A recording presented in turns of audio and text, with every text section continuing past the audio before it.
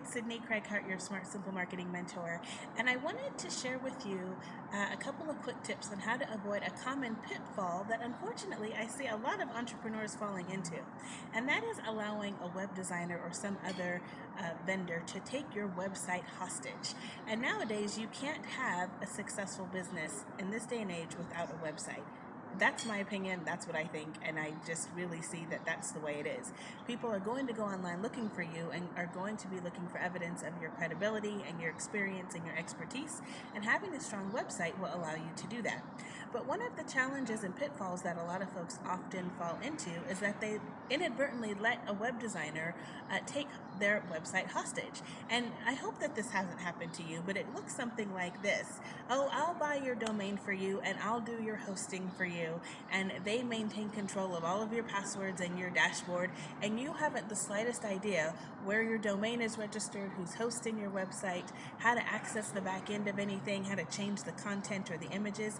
And I really don't want that to happen to you, because it's your website, it's your business, it's your name, it's your marketing, and it's your message, and you own it. So it's really important that you maintain control over these things. So if you're just starting out, or perhaps you have found yourself in this position inadvertently, I want to share with you a couple of quick things you can do to reclaim ownership of your website presence. First of all, you need to own your domain. I personally have been registering my domains with GoDaddy for many years. That's at godaddy.com, and I have a couple of hundred domains, but they make it really easy for you to purchase and own your domain. So if you do not know for sure if you own your domain, you need to find out. And actually, even if you don't know anything about GoDaddy, they can help you figure out who does own your domain. So I definitely recommend them as a resource. Number two, have a real company host your website. Now, a lot of times, smaller graphic design firms will offer to host your website for you.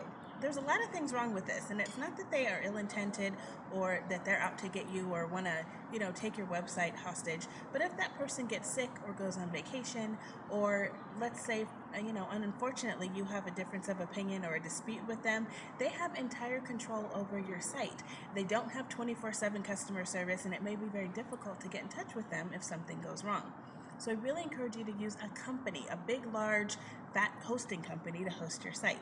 And there's two that I recommend. One is HostGator, so that's hostgator.com. The other is Bluehost. They're both great. I use HostGator personally. I've heard great things about Bluehost. But they're a great big company whose hosting is very inexpensive, like $3, $4 a month to start. They have 24/7 customer service, will walk you through things. Really important that you have a big company do that.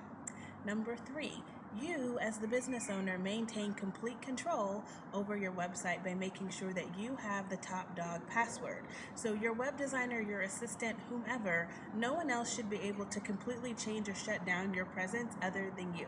So make sure that you maintain the administrative password, that you know what that is, that you change it regularly, and that you maintain strict control over who accesses the back end of your site. Because this is going to allow you to maintain control and make sure that your site is out there representing you the way that you want it to. So again, this is a common pitfall that a lot of folks fall into. I don't want that to happen to you. And at the very least, you should have control over those three things: your domain, your hosting, and your administrative passwords. If you have any questions about that, post them below in a comment. I'll be happy to answer them for you. And I look forward to talking with you soon. Bye.